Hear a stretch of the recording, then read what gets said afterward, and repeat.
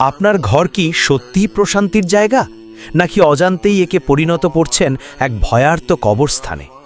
নবীজি সাল্লাল্লাহু আলাইহি ওয়াসাল্লাম আমাদের সতর্ক করেছেন, যে ঘরে আল্লাহর কালাম পাঠ করা হয় না তা যেন এক জীবন্ত কবর। ঘরে কোরআন তিলাওয়াত বন্ধ হলে কি হয় জানেন? রহমত ও বরকত কমে যায়। আল্লাহর রহমতের ফেরেশতারা সেই ঘরে প্রবেশ করে না, ফলে সংসারে অভাব ও অশান্তি বাড়ে। শয়তানের আড্ডাখানা হয়। যেখানে আল্লাহর কালাম নেই সেখানে শয়তান সহজেই তার রাজত্ব কায়েম করে। কিন্তু যখনই আল্লাহর কালামের আলোয় ঘর আলোকিত হয়, মানসিক শান্তি ফিরে আসে। তেলাওয়াতের শব্দ হৃদয়কে শান্ত করে, দুশ্চিন্তা দূর করে দেয়। ঘর হয়ে ওঠে সুরক্ষিত। শয়তানের কুমন্ত্রণা ও অনিষ্ট থেকে ঘর ও তার বাসিন্দারা সুরক্ষিত থাকে।